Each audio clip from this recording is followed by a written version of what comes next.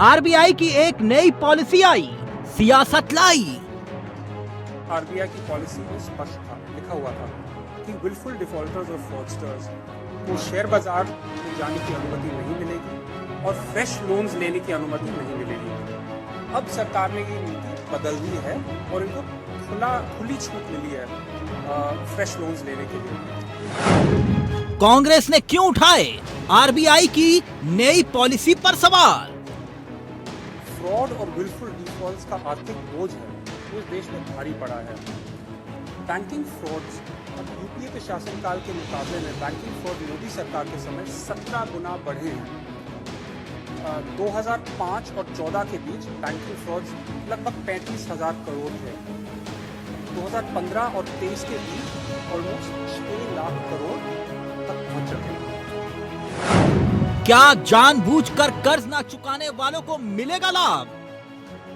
जानबूझकर जिन्होंने डिफॉल्ट किया, लोन लिया और बाद में डिफॉल्ट किया, देश से भागे या देश के अंदर रहे, ऐसे डिफॉल्टर्स को दोबारा की गई धोखाधड़ी को माफ करने के लिए उनके लिए चोरों के लिए एक चोर दरवाजा खोलने के लिए एक रिजर्व बैंक ऑफ इंडिया ने एक पॉलिसी चेंज किया है। एनपीए को लेकर कांग्रेस का मोदी सरकार पर कटाक्ष। नीरव मोदी, ललित मोदी पैटर्न दिखाई दे रहा है। मेहुल चोकसी, विजय माल्या, इस प्रकार के लोगों के लिए सरकार लगातार काम कर रही है। डिफॉल्टर्स के कुल ऋण हो जाएंगे क्या माफ? मोदी जी की सरकार में 38 ऐसे पूंजीपति बैंक घोटाला करके जो देश छोड़कर भागे, क्या ये जो नई नीति आई है इससे ये संख्या बढ़ नहीं जाएगी? इससे हमारा पैसा जो बैंकों में जमा है उसको लूट के जाने वालों पर मोदी सरकार इतनी मेहरबानी क्यों दिखा रही है? मोदी सरकार उन पर इतनी मेहरबान क्यों?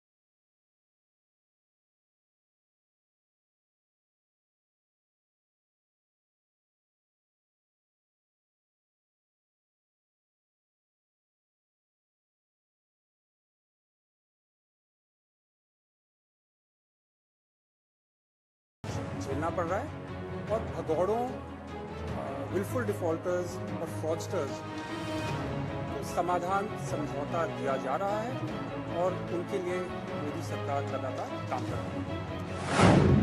नीति, नियत और नाराजगी। नीति, नियत और नाराजगी।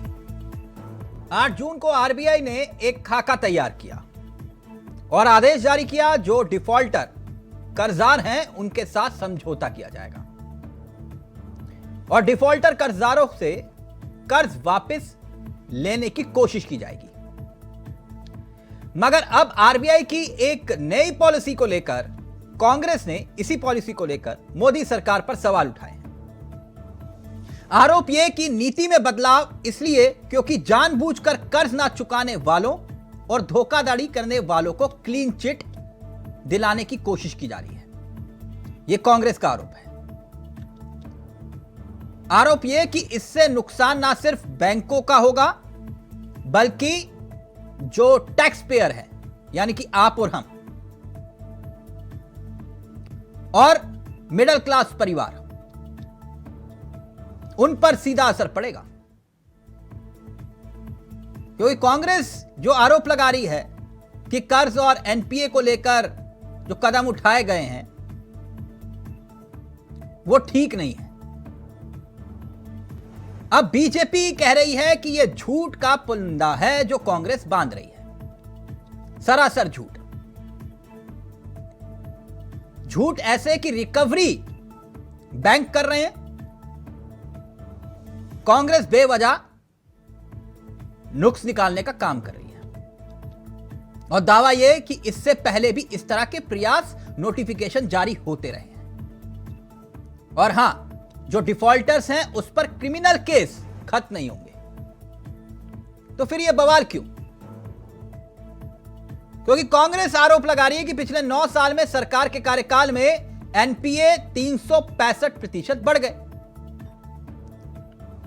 10 लाख करोड़ से ज्यादा राशि जो है, रकम जो है, वो बट्टे खाते में डाल दी गई। इसमें से सिर्फ 13% कर्ज वसूले जा सके। मोदी सरकार की नीति का जिक्र करते हुए विलफुल जो डिफॉल्टर्स हैं उनके बढ़ने का दावा किया जा रहा है। सरकार आम जनता के पैसों को अपने मित्रों को दे रही है, यह आरोप कांग्रेस लगा रही है, जो पहले से लगाती आई है। लेकिन क्या इन आरोपों में सच्चाई है या बेवजह इस मुद्दे को तिल का ताड़ बनाया जा रहा है? क्योंकि जिन्हें डिफॉल्टर्स कांग्रेस मानती है, अधिकांश ऐसे डिफॉल्टर्स हैं जिन्हें यूपीए शासनकाल में कर्ज मिला। अब इसी को लेकर सियासत भी हो रही है, वार भी है और पलटवार भी है। आज इसी पर हम चर्चा करेंगे। हमारे साथ जुड़ेंगे तमाम मेहमान जो कुछ ही देर में आपकी स्क्रीन पर होंगे, और सवाल यही होगा कि क्या नीति में बदलाव मजबूरी है या फिर जरूरी है, क्योंकि कांग्रेस प्रेस कॉन्फ्रेंस करके गंभीर आरोप लगा रही है, लेकिन इन आरोपों में सच्चाई कितनी है? सीधा रुख कर रहे हैं अपने मेहमानों की तरफ। आपकी स्क्रीन पर होंगे मेहमान। मनोज पंडित हमारे साथ जुड़ गए हैं, बीजेपी के चेहरे हैं। संदीप त्रिपाठी जी हमारे साथ जुड़ गए हैं, कांग्रेस के चेहरे हैं। परमवीर जी हमारे साथ जुड़ गए हैं, राजनीतिक विशेषज्ञ हैं। और कुछ ही देर में हमारे साथ मनीष गुप्ता इस कार्यक्रम का हिस्सा होंगे, जो कि अर्थशास्त्र को जानते हैं। आप सभी का बहुत बहुत स्वागत है। सबसे पहले त्रिपाठी जी, इस चर्चा की शुरुआत आपसे करना चाहूंगा, क्योंकि आरोप आपकी पार्टी ने लगाए हैं। यह कह रहे हैं अगर रिकवरी हो रही है, जो डिफॉल्टर्स हैं, अगर उनसे सरकार आरबीआई रिकवरी कर रही है, तो आपके पेट में दर्द क्यों हो रहा है? त्रिपाठी जी। सर, हमें याद करना पड़ेगा कि विजय माल्या हर चुनाव के पहले आता है सर। चुनाव ही तो आता है सर, बड़े बड़े बातें होंगी, मोदी जी कहेंगे अब की बार लेके आ रहे हैं पकड़ के। मोदी का हर चुनाव में आता है सर, पकड़ कर आता है। तो ये जो सर ये मुलम्मे छोड़ते हैं ये लोग सर ना सर, इससे जनता गुमराह होती है। आप जो देश का नहीं, गुमराह जनता हो रही है, गुमराह आप कर रहे हैं जनता को। वो ये कह रहे हैं कि हम कोई क्रिमिनल केस तो कम कर नहीं रहे या खत्म तो कर नहीं रहे, जिनके ऊपर केस है वो चलेंगे, और जो पैसा देना चाह रहा है उससे रिकवरी करेंगे। हम बात कर रहे हैं सर, हम आते हैं सर, बिल्कुल आपके पॉइंट पर आते हैं सर। तो जिस तरीके से कितने लोग भाग गए, लगभग 60,000 बड़े व्यापारी जो मिलीनियर थे वो ये देश छोड़कर भाग गए हैं सर। और उसमें से एक बात और मैं बड़े दुर्भाग्य के साथ कहूंगा, मैं क्षेत्रवाद की बात न करते हुए, उसमें से 70% लोग गुजरात के हैं, जहाँ से मोदी जी आते हैं। वो उसी गुजराती पंडे के क्षेत्र से हैं, जहाँ से ये जो गुजराती पंडे एक लुटाने वाला है। तो सर त्रिपाठी जी का प्लीज थोड़ा ऑडियो सही करिए जी। त्रिपाठी जी बात रखिए अपनी। दिक्कत पर इस चीज की है कि आप ये कह रहे हैं कि हम कांग्रेस के शासन में लोन मिला। सर एक एग्जांपल मैं देना चाहूंगा, आपकी बात नहीं कर रहा हूँ सर, भाजपा कहती है। सर आपके जो है चैनल पर कोई एक एम्प्लॉई होगा, आज उसको एक सैलरी स्लिप मिली होगी, वो आपके कंपनी में रहते हुए 1 लाख का लोन ले लेता है। 1 लाख का लोन लेने के बाद कल को वो भाग जाए, तो सर वो जिम्मेदारी आपकी होगी या वो भाग गया जहाँ चला गया कहीं और जॉब करने लगा? इसका उत्तर ये है, सुनिए ना सर मेरी बात, सुनिए, मेरे साथ नहीं हो पाएगा त्रिपाठी जी, 1 मिनट रुकिए ना। इसका उत्तर ये, सुनिए ना मेरी बात सर, सुनिए मेरी बात। अगर कोई व्यक्ति डिफॉल्टर है, ठीक, उसे आप ये कह रहे हैं कि आपकी सरकार में लोन मिल गया तो इसमें आपकी क्या गलती, लेकिन आपके फोन कॉल पर उसे लोन मिला तो फिर तो आपकी गलती है ना सर। मैं गलत तो नहीं कह रहा त्रिपाठी जी। अगर त्रिपाठी जी फोन करके कहें कि उस डिफॉल्टर को लोन दे दो, बैंक कहे कि नहीं, वो बोले कि मैं सरकार हूं तुम दो, मैं जवाब दे, फिर इसका मतलब क्या होगा?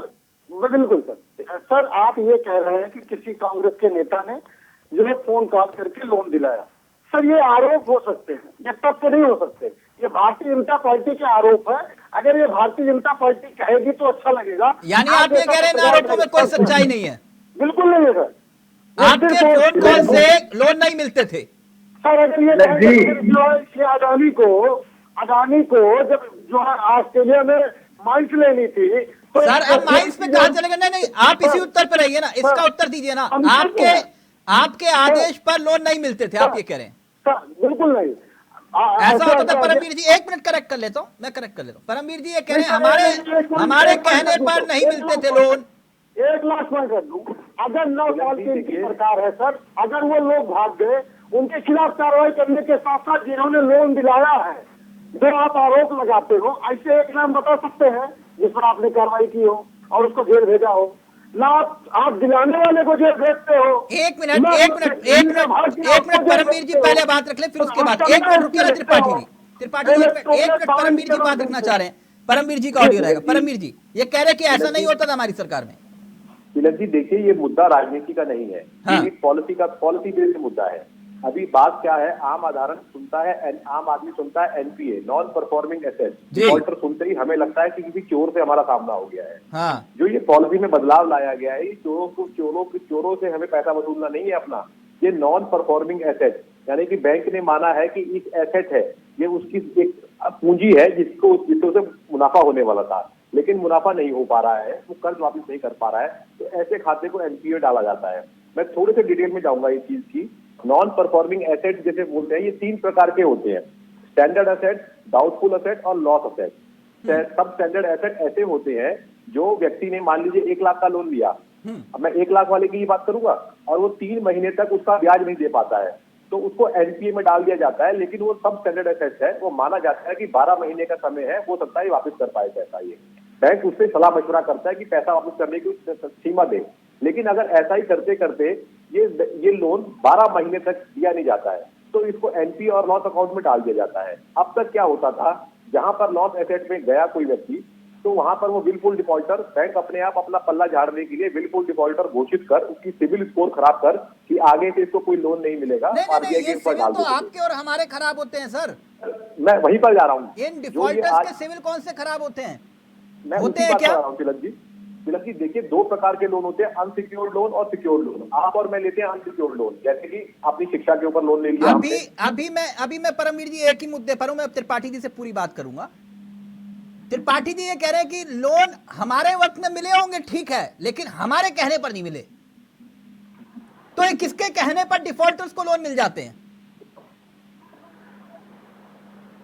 सर उस समय डिफॉल्टर कोई नहीं था सर। अच्छा, उस वक्त कोई डिफॉल्टर नहीं था? नहीं, बिल्कुल नहीं। आपके शासनकाल में कोई डिफॉल्टर नहीं था?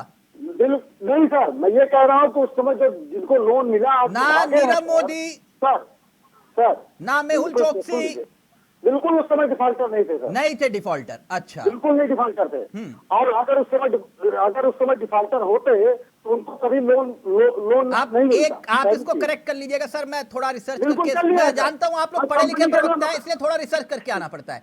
62%, अगर गलत होगा करेक्ट करेंगे परमवीर जी, 62% लोन पहले दिन से डिफॉल्टर थे। क्या ये गलत है, मैं जो झूठ बोल रहा हूं? पहले दिन से, जब आपने जिक्र किया मोदी सरकार का, पहले दिन से 62% लोन पहले दिन से डिफॉल्टर थे। यस और नो? आ जाते हैं सर। देखिए सर, ये बैंकिंग की प्रक्रिया है, और ये किसी भी देश में आप चले जाएंगे, अमेरिका, किसी भी विकसित देश में चले जाएंगे या कहीं भी जाएंगे, तो वहां पर बिल्कुल एनपीए होते हैं, डिफॉल्टर लोग होते हैं। सर आप तो कह रहे थे हमारी सरकार में तो सब गंगा नहाए हुए, कोई डिफॉल्टर नहीं था।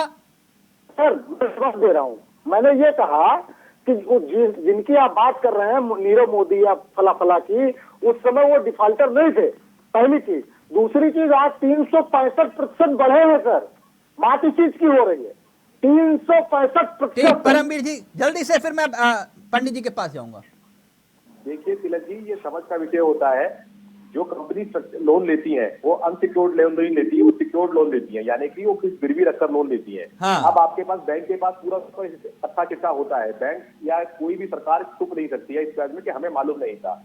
आपका तर्क बिल्कुल सही है कि 62% तो पहले से ही वहां पर लोन के वो डिफॉल्ट कर रहे थे वहां पर, तो उनको दोबारा लोन दिया जाता है। इसको बैंकिंग भाषा में रिस्ट्रक्चर करना कहते हैं, कि लोन नहीं चुका पा रहा तो ये ले और लोन, काम से सही कर, लोन चुकाना शुरू कर। और आजकल भारत में, आज से नहीं बहुत पहले से, इस पॉलिसी के आने से पहले लोन को रिस्ट्रक्चर कराना बड़े लोग ही करा पाते हैं। आम आदमी किसी का अगर एजुकेशन के ऊपर ही लोन डिफॉल्ट कर जाए, या छोटी कार की किस्त टूट जाए, या मकान की टूट जाए, उसका लोन रिस्ट्रक्चर नहीं होता। ये फोन वगैरह आते हैं बड़े लोगों के, तभी रिस्ट्रक्चर हो पाते थे। लेकिन त्रिपाठी जी कह रहे नहीं, हम लोग ऐसा काम नहीं करते थे, हमारी सरकार में तो सब गंगा नहाए हुए थे, कोई दिक्कत नहीं थी, सब पाक साफ थे। खैर नहीं सर, हमारे समय में कोई भाग कर नहीं गया, और भाग कर गया तो किस कर आया सर, हमने उससे इलेक्ट्रॉनिक बॉन्ड के माध्यम से चंदा नहीं लिया। सर वो भाग के क्यों जाएगा, जब उसको जब फोन कॉल पर लोन मिल जाएगा तो वो भाग कर क्यों जाएगा? सर सर सर सर वो क्यों जाएगा? जब वो डिफॉल्टर घोषित होने के बाद भी उसे लोन मिल जाएगा तो वो क्यों जाएगा? सर मैं ये कह रहा हूँ, अगर आप ये कह रहे हैं कि उसको सारी सुविधाएं मिल रही थी, इस वजह से वो नहीं जा रहा था, तो क्या मोदी जी के समय में वो सुविधाएं नहीं मिल रही इस वजह से चला गया? तो फिर चला कैसे गया? अगर इनका संबंध नहीं है, रेड कार्नर नोटिस होने के बावजूद। मनोज पंडित जी, एक मिनट, मनोज पंडित जी, आपके ऊपर जो त्रिपाठी जी यानी कि कांग्रेस ने आरोप लगाए, उन्हीं आरोपों के आधार पर कुछ आंकड़े भी सामने आए। देश में आंकड़ों पर बहुत कम चर्चा होती है, होनी चाहिए। एक स्वस्थ लोकतंत्र के लिए आंकड़े बहुत जरूरी है। मैं बात जानना चाह रहा था, जो पहले आरोप लगाए हैं, आप उस पर जरा अपनी बात रख दीजिए, फिर उसके बाद, क्योंकि मनीष जी भी हमारे साथ जुड़ रहे हैं, फिर मैं उसके बाद जो है आपसे सवाल करूंगा। जो आरोप लगाए हैं त्रिपाठी जी ने डिफॉल्टर्स को लेकर, मैं बता दूं आपको कि विजय माल्या किसके टाइम में गया। विजय माल्या कांग्रेस के टाइम में गया, और विजय माल्या की जो आपने कहा, बिल्कुल आपका होमवर्क बहुत दुरुस्त है।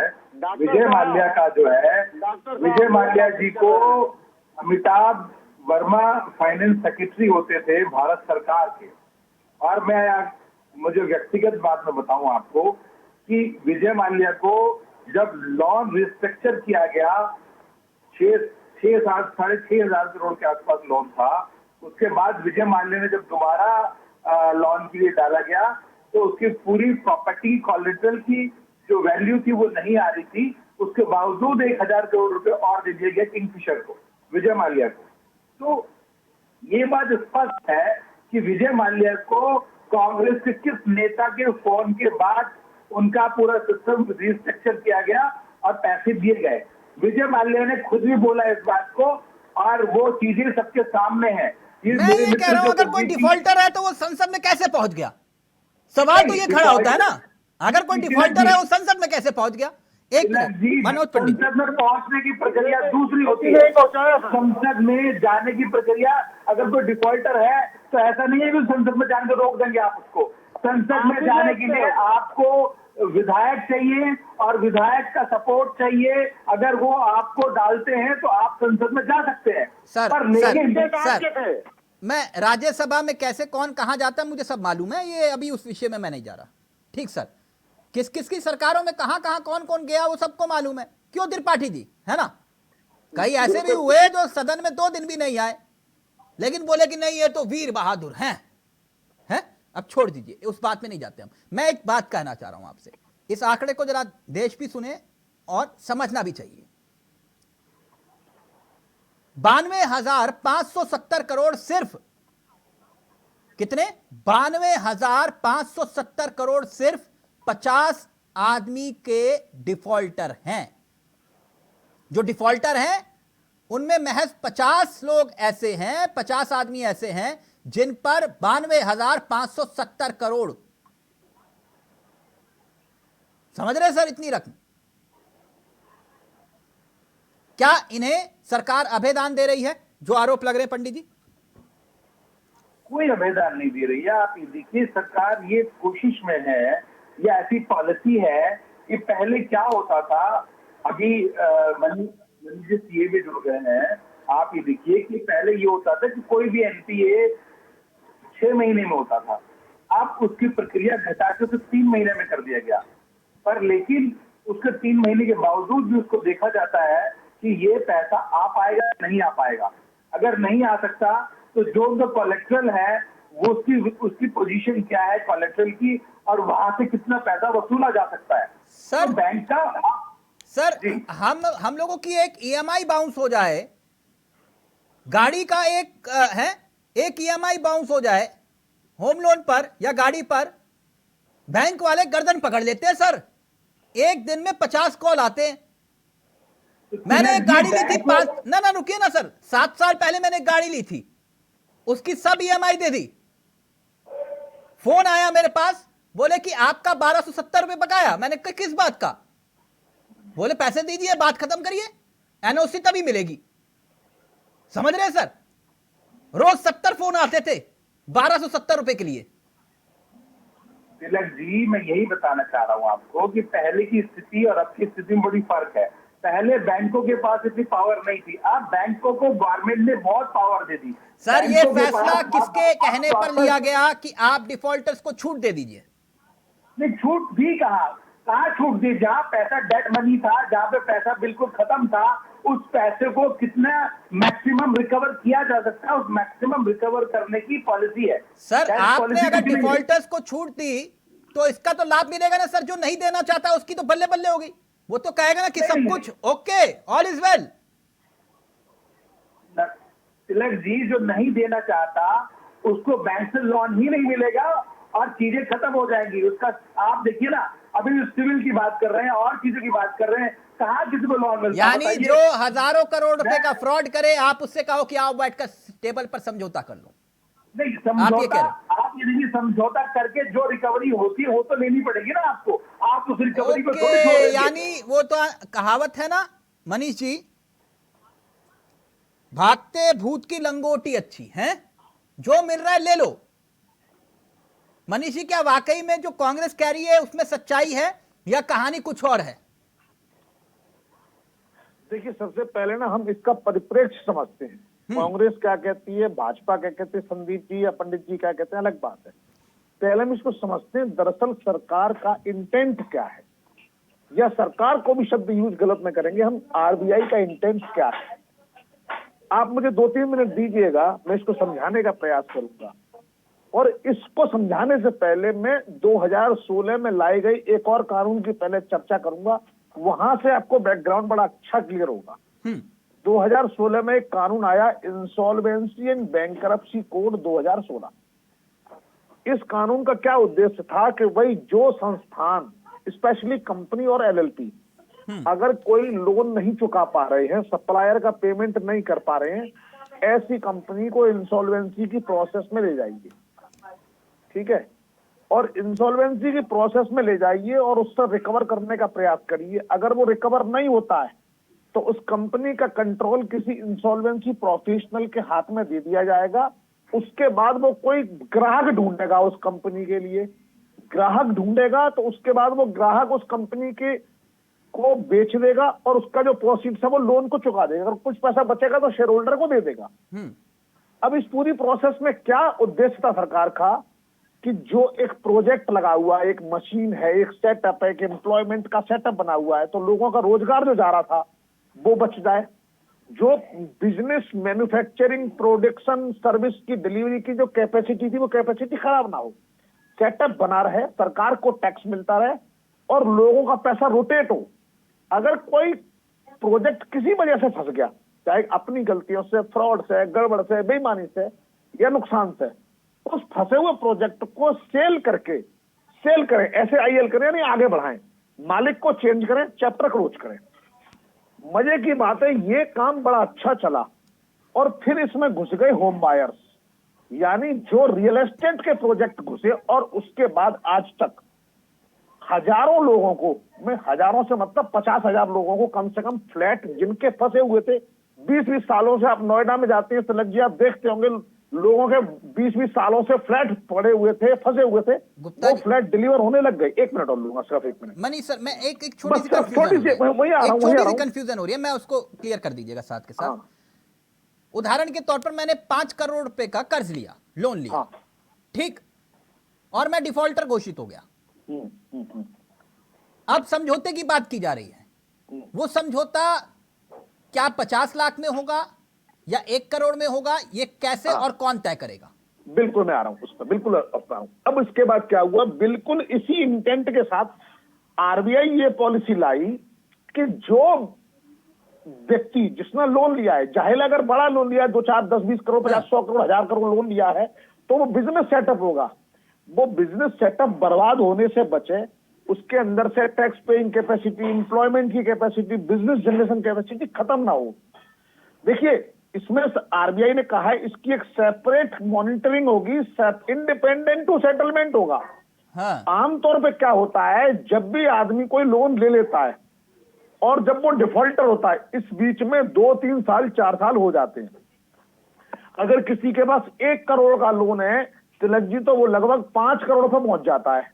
और ये वो स्थिति होती कि 1 करोड़ के लोन पे आमतौर पर मैं बता रहा हूँ, मैं वही समझना चाह रहा हूँ कि 5 करोड़ का लोन लिया तो कौन तय करेगा कि कितने में सेटलमेंट होगा? मैं वही कह रहा हूँ कि अगर किसी ने 5 करोड़ का लोन लिया है और बढ़ते बढ़ते वो 10 करोड़ हो गया है, उसकी प्रॉपर्टी सपोज 6 करोड़ है, तो वो 5 करोड़ तो सेटल होंगे ही होंगे, ऊपर से जो इंटरेस्ट 5 करोड़ मिलनी चाहिए वो 1 करोड़ 2 करोड़ मिल जाए तो बैंक सेटिस्फाई हो जाएगी। ये काम इंडिपेंडेंटली बैंक करेगी। यानी उदाहरण के ये बात, आपकी बात मैं समझ गया सर। यानी त्रिपाठी जी जो बात वो कह रहे हैं, मनीष जी जितनी बात मैं समझ पाया, वो ये कह रहे हैं कि भाई आप लोन ले रहे हैं, सिक्योरिटी भी तो जमा करते हैं, हो सकता है कि आपकी प्रॉपर्टी 20 करोड़ की हो और आपने लोन 5 करोड़ का लिया हो। आप यही कह रहे हैं ना मनीष जी? बिल्कुल सही, बिल्कुल तो फिर इसका मतलब कांग्रेस झोलमेल कर रही है, आरबीआई की ये सही पॉलिसी है? बिल्कुल, बहुत एक्सीलेंट पॉलिसी है। त्रिपाठी जी आप जवाब दीजिए, खर्च को बाहर कर देगी। त्रिपाठी जी सर, एक चीज आप ये बताइए कि अगर आप ये कह रहे हैं कि जितना लोन लिया है उससे ज्यादा की प्रॉपर्टी होगी और वो प्रॉपर्टी, वो पैसा मिलना चाहिए और संस्थान बचना चाहिए, मनीष जी के साथ जी। सर वन टाइम जो सेटलमेंट होता है सर, इसको कौन डिसाइड करता है? बैंक डिसाइड करती है, सरकार करती है? बैंक डिसाइड करती है। नहीं, वो तो आरबीआई की गाइडलाइंस है ना, बैंक के अनुसार होगा, सरकार अरे भाई बैंक डिसाइड करती है, आप कोई लोन लीजिए, ओटीएस कौन करता है? बैंक करता है ओटीएस। मैं ये जानना चाहता हूँ कि इसमें और उसमें अंतर क्या है सर? हाँ, मैं बताता हूँ अंतर क्या है।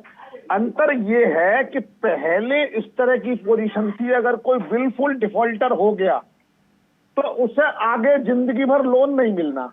तिलक जी मेरी बात को समझिए, तो उस आदमी की मंशा क्या हो जाती थी कि अब मुझे सेटलमेंट करना ही नहीं है, मेरी जिंदगी खत्म। उसको चांस दे रहे कि तू भाई इज्जत से जा, थोड़ा चुका दे और तेरी एलिजिबिलिटी बनी रहेगी, यानी तेरे को जीवन जीने का फिर से हक है। दूसरा पहलू भी है। पहले त्रिपाठी जी आप जी। सर मैं सिर्फ यही जानना चाहता था कि ये सर लुटेरों को फिर से, जैसे एक स्कीम चलाई थी सर जब नोटबंदी चल रही थी, एक फेयर एंड लवली स्कीम सरकार के साथ साथ चल रही थी। वो फेयर एंड लवली स्कीम ये थी ब्लैक को व्हाइट करने की, कि अगर आपने डकैती डालकर, सर शब्द सुनिएगा, अगर डकैती डालकर एटीएम लूट कर 100 करोड़ रुपए कमाए हैं और सरकार को आप बता देते हैं, तो ये नोटबंदी के साथ स्कीम चल रही थी, तो आपका नाम नहीं लिया जाएगा। जल्दी से गुप्ता जी प्लीज, फिर मैं आ रहा हूँ। देखिए कांग्रेस के जो नेता महोदय हैं वो अनजाने में गलत शब्दों का इस्तेमाल कर रहे हैं। अगर कोई व्यक्ति गैर कानूनी कमाई से पैसा कमाता है, जैसे उन्होंने कहा लूट करके पैसा कमाया, तो वो एक अलग कॉन्टेक्स्ट हो जाएगा, वो इनकम पूरी जिंदगी में लीगल नहीं होगी, क्राइम रहेगा। अगर किसी अगर किसी ने इनकम टैक्स नहीं चुकाया है और उसको वन टाइम सेटलमेंट करके 45% इनकम टैक्स मांगा जा रहा है, तो इसको आप ब्लैक व्हाइट कहें या कुछ भी कहें, पर ये देश हित में है, 100% हित में है, क्योंकि वो टैक्स चोर किसकी सरकार में बने, मैं इस पर नहीं जा रहा हूँ। वो टैक्स चोर कैसे बन गए, मैं इस पर नहीं जा रहा हूँ। मैं इस पर जा रहा हूँ कैसे वो काला धन। नहीं, वो ये कह रहे थे पार्टी जी, हमें क्या मालूम था ये डिफॉल्टर होंगे, कर्ज मिले हमारी सरकार में, तो क्या हुआ? सर इन्होंने सिस्टम ही देश अरे सर भाजपा के प्रवक्ता मत बनिए, नहीं बोलने से आपका साफ निकल जाएगा। आज देखिए भाजपा की बैटिंग कर रहे हो, आप सुनिए, आप देखिए लेकिन बोलने नहीं देंगे आप, बढ़ता जा रहा है। जानते हैं जीएसटी का कलेक्शन क्यों बढ़ रहा है? जीएसटी का कलेक्शन इसलिए बढ़ रहा है, कलेक्शन बढ़ रहा है। 18% जीएसटी का रेट करने वाला व्यक्ति 28% जीएसटी लगाकर 56% जीएसटी ले रहा है, बता रहे कलेक्शन बढ़ रहा है। तो करोड़ लोन क्यों लेना पड़ा? यही 2 लाख करोड़ रुपए विदेश से लोन क्यों लेना पड़ा? ये आप बताओ शब्दों का इस्तेमाल करते कौन सा अर्थशास्त्र है? इससे देश बढ़ेगा? 70 साल में 55 लाख करोड़ रुपए, 9 साल में 100 लाख करोड़ रुपए। नहीं, इसे देश बढ़ेगा? मैं आपसे ये कहना चाहता हूँ, अगर कोई टैक्स चोर है, अगर कोई टैक्स चोर है, उससे शांति से ये कहा जा रहा है कि भाई या तो शांति से लगा के निकल जाओ, बहुत बड़ा फंसोगे। इनको सच्चाई बता दी जाए। कितने % जीडीपी बनी? आपको भाजपा का प्रवक्ता कितने बताने रोजगार लगेंगे। जीडीपी बनी तो लोगों को रोजगार क्यों नहीं मिला? एक मिनट पंडित जी, उनको मोदी मीडिया बताने लगेंगे, इनको सच्चाई समझ नहीं आती, इनको बोलने सच्चाई नहीं दे रहे हो। नहीं मैं इन सब शब्दों की बात नहीं, यहाँ नहीं कौन क्या मीडिया, कौन गोदी कौन रोदी, उससे मेरा कोई मतलब नहीं, नहीं। आप बताइए, अगर मनीष जी बता रहे हैं बात को तो समझना चाहिए ना। अब ये कह रहे मनीष जी भाजपा अरे हम बोलने का टाइम हमको मिला है, तो समझाएं नहीं बता सकते हैं आप बोलने का टाइम किसको दिया है? अरे एमबीबीएस करके संबित छात्र नहीं बनिए, सब संबित छात्र नहीं बनिए। जाएंगे क्या? सर वहाँ का कानून सर है, मैं वहाँ दाऊद का इब्राहिम को सिस्टम है। पकड़ के लाने की बात नहीं कर रहा हूँ, मैं विजय माल्या की बात कर रहा हूँ। नहीं, विजय माल्या को भी आप बिना वहाँ के कानून की मर्जी के नहीं लेके आ हाँ सकते तो आप। सर एक मिनट सर, आप लोग दुनिया पर राज कर रहे हैं। एक मिनट में हिंदुस्तान, पंडित जी गुस्सा मत होइए, आंकड़े सुनिए आगे। आपकी सरकार में 365% एनपीए बढ़ा, 10 लाख करोड़ से ज्यादा की राशि बट्टे खाते में चली गई, और इसमें से सिर्फ आपने 13% को कर्ज वसूल किया, यानी कि 13% ही कर्ज वसूल किया। मैं ये बात कह रहा हूं सर। नहीं, मैं आपकी बात से सहमत हूँ। आप जो कह रहे हैं मैं समझने की और समझाने की कोशिश कर रहा हूँ जी। आपको। आप ये देखिए, जो भी व्यक्ति हिंदुस्तान से बाहर है वह हिंदुस्तान का कानून नहीं चलता, उस देश का कानून चलता है। उस देश में सर 2014 से पहले आप बोलते थे हम इनको लेकर आ जाएंगे। हाँ, तो बिल्कुल लेके आने की सारी प्रक्रियाएं आप भारत की सरकार वहां पर अपने लॉयर्स खड़ा करके, चीजें खड़ा करके, वहां के कोर्ट में, वहां की मनोज अदालतों पंडित में जी अब हम केस बॉस लड़ रही हैं, बॉस हैं हम, है ना सर?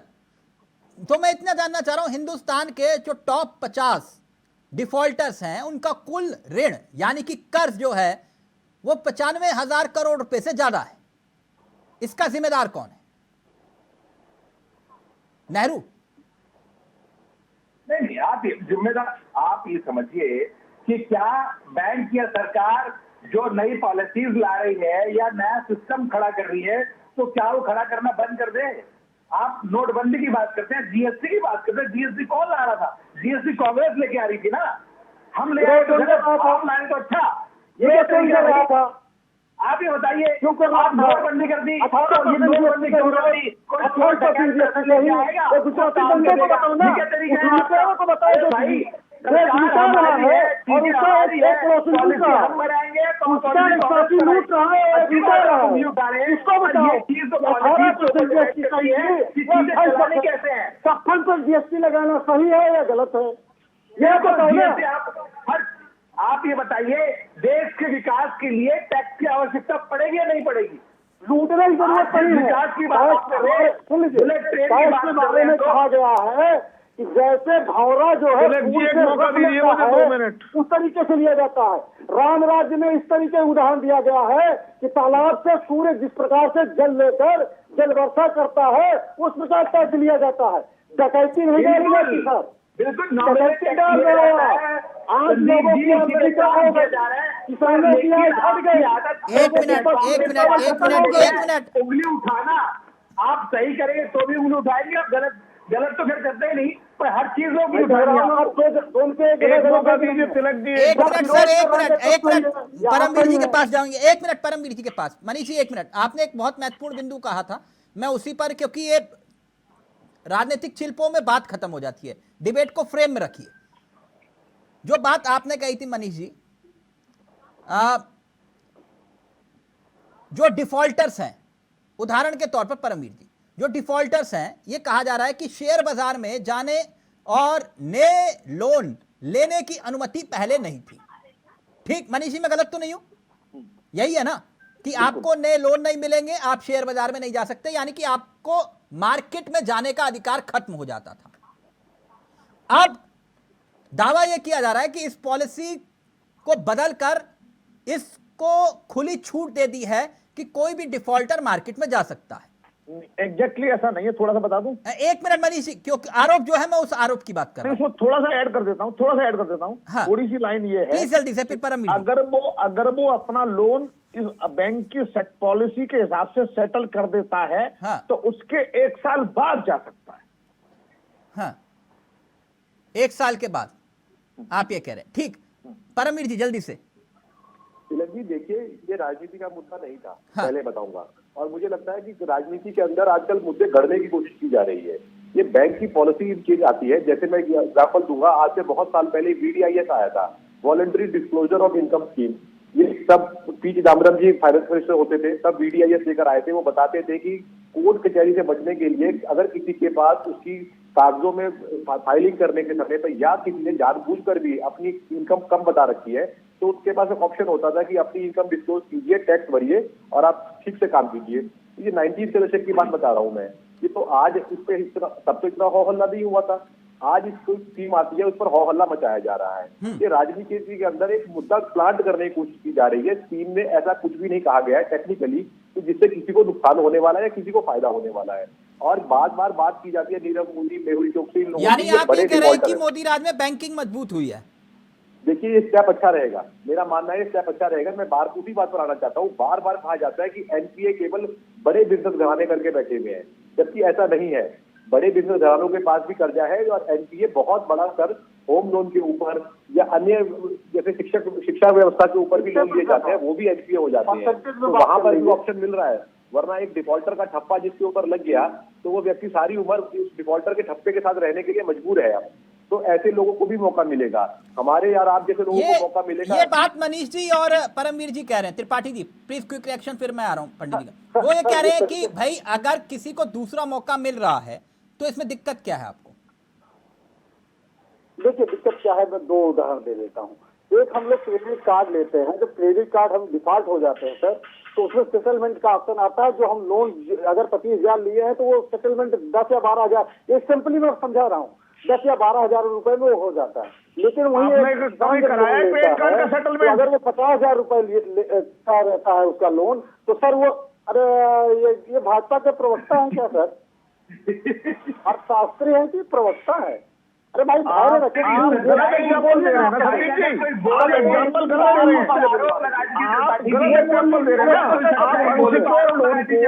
सिक्योर्ड लोन से मैच कर रहे हैं। Credit card is unsecured loan, credit card is unsecured loan. आप उसे सिक्योर्ड लोन से मैच करिए, फिर बात करिए ना। मैं आपको क्लियर कर रहा हूँ। चलिए हो जा, अब सुनिए, बाद में सिक्योर्ड लोन से बात करिए, अनसिक्योर्ड लोन बात मत करिए। अरे साहब तरीका, मेरी बात आ जाने दीजिए, पूरी बात हो सकता है जो आप कह रहे हो वो आगे बात में जोड़ देता। लेकिन एक मिनट त्रिपाठी जी, मेरी रिक्वेस्ट है, अगर वो अपनी बात रख रहे, किसी को भाजपा का प्रवक्ता इस तरह से संबोधित मत करिए सर।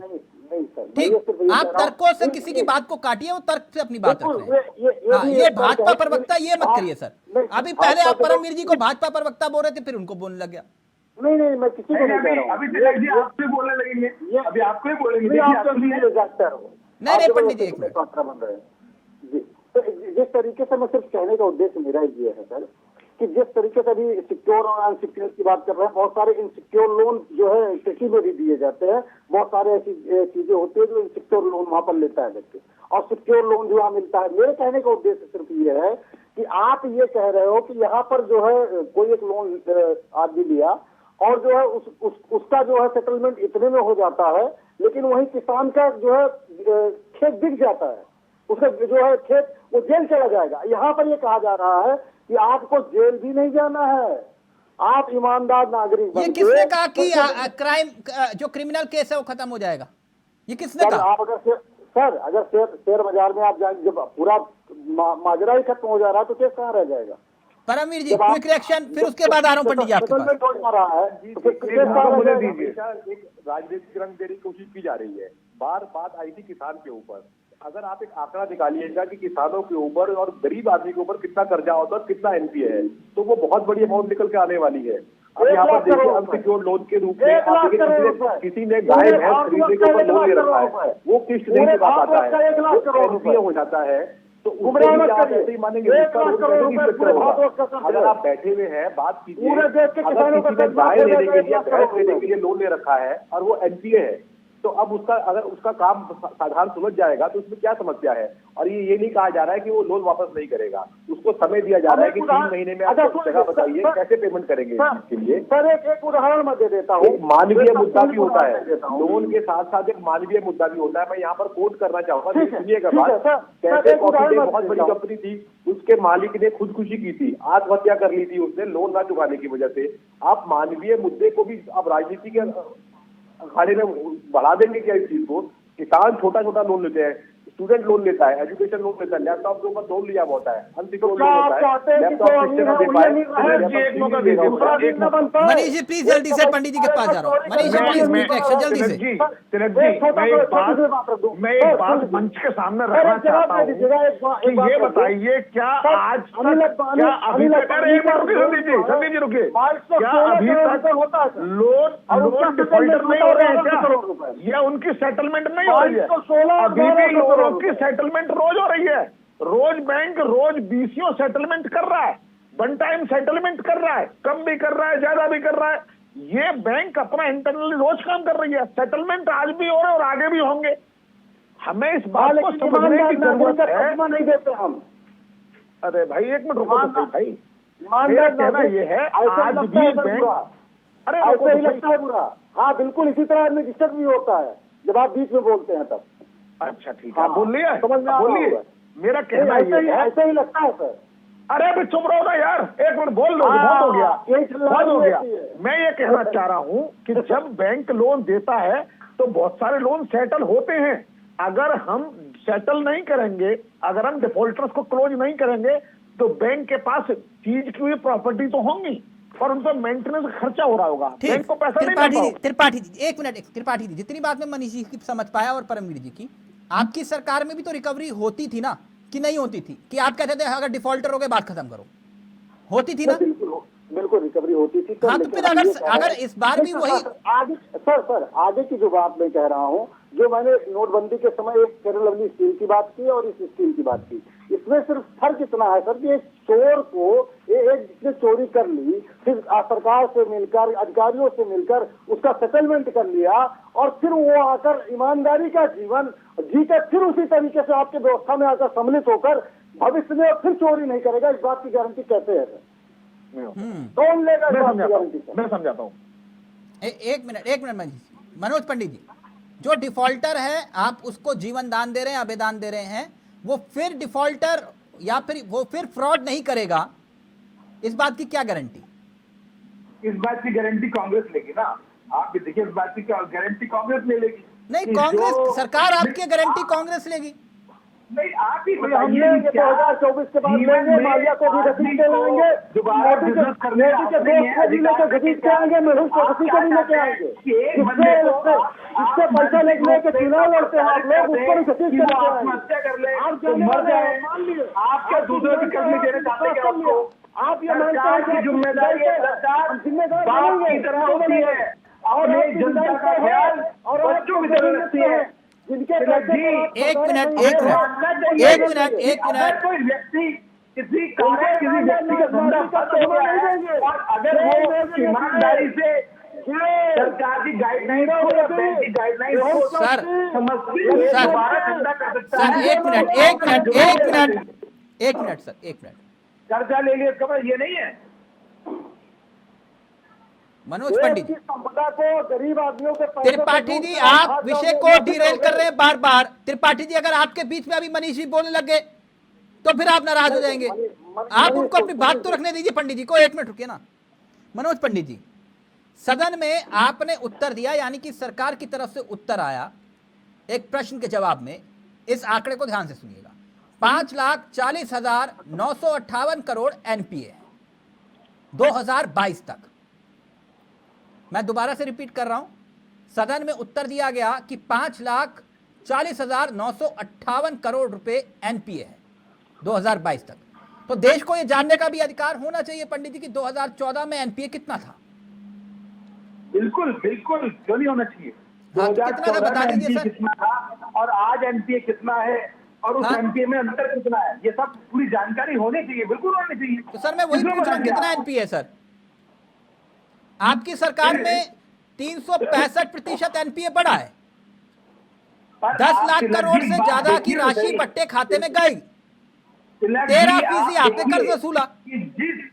जिस प्राकृतिक आपदा से आप गुजरे हैं 2 साल, वो कोई छोटी बात नहीं है सर। हर बात का बहाना कोरोना नहीं होता। खत्म हो गए, लोगों का टूरिज्म खत्म हो गया, लोगों की जिंदगी खत्म हो गई। आप क्यों नहीं समझते इस बात को? क्या सरकार उनके साथ, क्या उनको फांसी पर लटका? वीडियो कॉन क्या कांग्रेस ने किसानों के कर्ज माफ नहीं किए थे क्या? आप मुझे बताइए। कोरोना के पहले भाग गए थे। पर लेकिन आप उंगली उठाएंगे कि नहीं ये चीज गलत है, तो ये पूरी पॉलिसी समझिए। आप पूरी पॉलिसी है क्या? आप बिना सोचे समझे अगर किसी के ऊपर उंगली उठाते, ये बात भी गलत है तिलक जी। आप नाम नहीं बताते कौन सी कंपनी से आप चंदा लिए हो। सब एक्सपर्ट है, ये कोरोना दो के पहले एक्सपर्ट बैठे हैं, एक्सपर्ट बात बता रहे, पॉलिसी अच्छी है तो हमें माननी चाहिए, पॉलिसी अच्छी है। अगर से गलत है तो बताइए क्या गलत है। मैं बता तो रहा हूँ क्या गलत है। गलत यह है कि एक चोर जिसने चोरी की करते हुए पकड़ा गया, उससे हम सामान बरामदगी कर रहे हैं। आप ये कह रहे हो कि ये चोर फिर से ईमानदार। आप ये कह रहे हो कि ये ईमानदार, अच्छा आप ये कह रहे हो कि जो डिफॉल्टर है उसे ईमानदार बनाने की कोशिश हो रही है। अब एक मिनट रुक जाइए मनीष जी, पहले आप, फिर मैं परमवीर जी आपके पास आ रहा हूं। ये कह रहे हैं कि भविष्य में क्या गारंटी कि वो फिर डिफॉल्टर नहीं होगा। नहीं देखिए, गारंटी अभी इसमें क्या है, जो सर्कुलर है वो इन्होंने पढ़ा नहीं है। उसमें ये भी है कि दिशा निर्देश तय होंगे आगे से लोन देने के। जाहिर है जब आप एक डिफॉल्टर को दोबारा लोन देंगे तो बैंक के कर्मचारियों की जिम्मेदारी ज्यादा बड़ी होगी कि उसको लोन देने से पहले हम अपने आप को, बैंक को पूरी तरह सिक्योर कर लें। तो ये एक नेचुरल सी प्रोसेस है, पहले भी होती नहीं है। जो नए बैंक लोन लेने वाले हैं वो भी डिफॉल्टर हो रहे हैं, पुराने भी डिफॉल्टर होंगे। बट अभी तक क्या था, जो पुराने लोन डिफॉल्टर हुए वहां बैंक अपने एम्प्लॉइज की रिस्पॉन्सिबिलिटी सेट नहीं कर पाए, देश का दुर्भाग्य। आगे से ऐसे दिशा निर्देश बन रहे हैं कि आगे लोन देने के टाइम पे लोगों की रिस्पॉन्सिबिलिटी, बैंक एम्प्लॉइज की रिस्पॉन्सिबिलिटी सेट हो।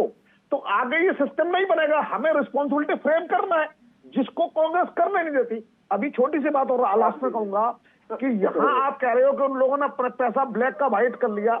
अरे भाई साहब, वहां पे व्हाइट भले ही हुआ हो पैसा टैक्स देके, लेकिन उनके केस बंद नहीं हुए, लीगल केसेस।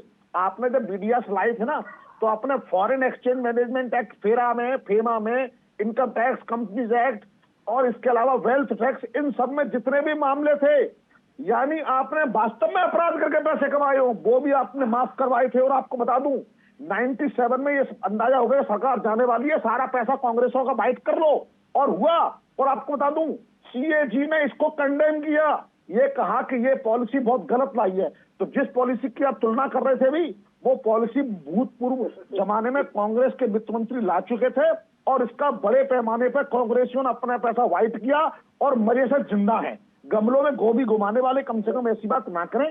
यहां बैंक की रिस्पॉन्सिबिलिटी की बात तय हो रही है। जाहिर है कि आने वाले समय में लोन डिफॉल्ट करना मुश्किल होता जाएगा। परेशानी तिलक जी देश में यह है कि हम किसानों को बजाय उनको फैसिलिटेट करने के, उनका लोन माफ करने की पॉलिसी लेकर वोट लेते रहे, और किसानों की व्यवस्था वही की वो बनी रही, जिसकी वजह से देश में ये कल्चर बन गया कि लोन नहीं चुकाना है। मैं आपकी बात से सहमत हूं, मैं आपकी बात से सहमत। अब यही बात होगी ना। एक मिनट त्रिपाठी जल्दी से, फिर परमवीर जी के बात आ रहा हूं, बोलिए सर। देखिए, किसान का लोन माफ हो तो इनको दिक्कत है सर। तो ये राजनीति मत करिए, मैं फैक्चुअल बात कह रहा हूं। आपको लोन माफ करना है, आपको वोट लेना है, आपको किसान की स्थिति में सुधारनी है, आपको से ट्रैक्टर नहीं देना, आपको से फैसिलिटी नहीं देनी। आपको यही कांग्रेस की परेशानी है, देश को बर्बाद कर दिया आप लोगों ने देश को बर्बाद इसीलिए कर दिया। इंजेक्शन के लिए लोगों को मानने वाला सुधारेगा। आप पंडित जी, आपसे बढ़िया प्रवक्ता है अर्थशास्त्री महोदय, आप छुट्टी। अरे आप मेरे ना चरित्र करने की कोशिश ना करिए। घर जाके आईना देख लीजिए, आपको अपना चेहरा काला नजर आएगा। आईना देखिए घर जाके, आपको अपना चेहरा काला नजर आएगा। अंदर से काले हैं, बाहर से काले हैं, शर्म आनी चाहिए। मेरे बारे में बात करने की जरूरत नहीं है, इतना मुंह समझ आ जाएगा। एक मिनट मनीष जी प्लीज, त्रिपाठी काला जी, सफेद सर, त्रिपाठी जी काला प्लीज, इस सफेद तरह सर की आप बहस नहीं, इस तरह की चर्चा नहीं प्लीज। सर वो कर रहे हैं। मैं सिर्फ ये कह रहा हूँ कि अगर आपको किसान के जो है कर्ज माफी से दिक्कत हो रही है, तो इतने बड़े बड़े जो धन्ना सेठ है, जिनकी संपत्तियां, अभी हमारे मित्र पंडित जी ने कहा कि जो लोन है उससे ज्यादा उनकी संपत्तियां हैं, तो उनको कुर्क करके उसको देश की संपत्ति घोषित करके उसका इस्तेमाल देश की चल रहा है, वो प्रोसेस चल रहा है, दूसरी वो तरीके प्रोसेस से चल रहा है भाई साहब। ओके, फाइनल कमेंट मनोज पंडित जी। मनोज पंडित जी, ये जो धन्ना सेठों की आप जो एनपीए हैं, डिफॉल्टर हैं, उनकी साथ सेटलमेंट करने की बात कर रहे हो, उनके ऋण माफ करने की बात कर रहे हो, हमें तो उनको वापस लाने की बात थी ना जो भगोड़े हैं, आप तो उन्हें अभयदान दे रहे हो। तिलक जी, कोई ऋण माफ नहीं हो रहा है, कुछ नहीं। पहले बैंक अपना नहीं, सेटलमेंट का तो मतलब यही हो गया ना कि भाई आपने अगर 5 करोड़ का लोन लिया तो आप कितने में भी सेटलमेंट कर लो। बदल दी मेरे मित्र ने, कांग्रेस के प्रवक्ता जी ने सेटलमेंट की परिभाषा ही बदल दी। सेटलमेंट वो नहीं हो रहा है, सेटलमेंट ये हो रहा है कि जो संपत्ति भारत में है, उस संपत्ति के बाद आप आरबीआई के रूल रेगुलेशंस के बाद अगर कुछ चीजें रास्ते निकलते हैं तो की जा रही है, वरना नहीं। 10 सेकंड परमवीर जी, जो मतलब एक माहौल बनाया जा रहा है कि सब कुछ तहस नहस हो रहा है। तिलक जी देखिए, बात क्या है, बात को घुमाया जा रहा है। हाँ, तालाब के अंदर कुछ गंदी मछलियां हैं तो उससे पूरा तालाब गंदा नहीं हो जाता है। बात ये है, अगर लोन लेकर कुछ लोग भागे हुए हैं तो लोन का जो डिफॉल्ट करता है उसका मतलब वो चोर नहीं है। कारोबार में दिक्कत आने से या कोई समस्या आ जाने से लोन ना डिफॉल्ट करने को भी एनपीए कहा जाता है। बिल्कुल डिफॉल्टर का मतलब ये नहीं है कि वो हर एक आदमी नीरव मोदी है। अगर आप आम साधारण व्यक्तियों को उठा के देखेंगे, होम लोन की किस्तें बहुत लोगों की टूटी हुई होती हैं और उनको भी बिल्कुल डिफॉल्टर की श्रेणी में डाल दिया जाता है। ठीक। तो ये स्कीम आने के बाद उन्हीं लोगों के लिए पंडित जी, एक लाइव में कमेंट आया, वो कह रहे हैं कि जो हिंदुस्तान के टॉप 50 डिफॉल्टर हैं जिनके ऊपर 95,000 करोड़ से ज्यादा बकाया है, उनके लिए कुछ कहना चाहेंगे आप? उनसे कुछ अपील करेंगे? आप ये समझ लीजिए तिलक जी, किसी भी व्यक्ति के ऊपर पैसा छोड़ा नहीं जाएगा। सिर्फ ये रास्ता ये है कि जितना उनकी संपत्ति है, जो चीजें हैं, उनसे जितनी रिकवरी होनी है पहले वो तो कर ले, चीजों को, सिस्टम को आगे तो बढ़ाए। ये जनता का पैसा, इस पैसे के साथ कोई दुरुपयोग नहीं, कोई गलत सर, नहीं। वही जनता का पैसा है, इसलिए डिफॉल्टर्स को माफ मत करिए, एनपीए मत होने दीजिए, है ना सर? थैंक यू, बहुत बहुत शुक्रिया, वक्त इजाजत नहीं दे रहा, बहुत बहुत शुक्रिया मनीष जी आपका भी, परमवीर जी आपका भी, त्रिपाठी जी आपका भी और पंडित जी आपका भी बहुत बहुत शुक्रिया। तो नीति, नियत और नाराजगी, क्या वाकई नीति सही दिशा में है? और अगर यह फॉर्मूला कामयाब हुआ तो क्या एनपीए कम हो जाएगा? नमस्कार, जय हिंद, जय भारत।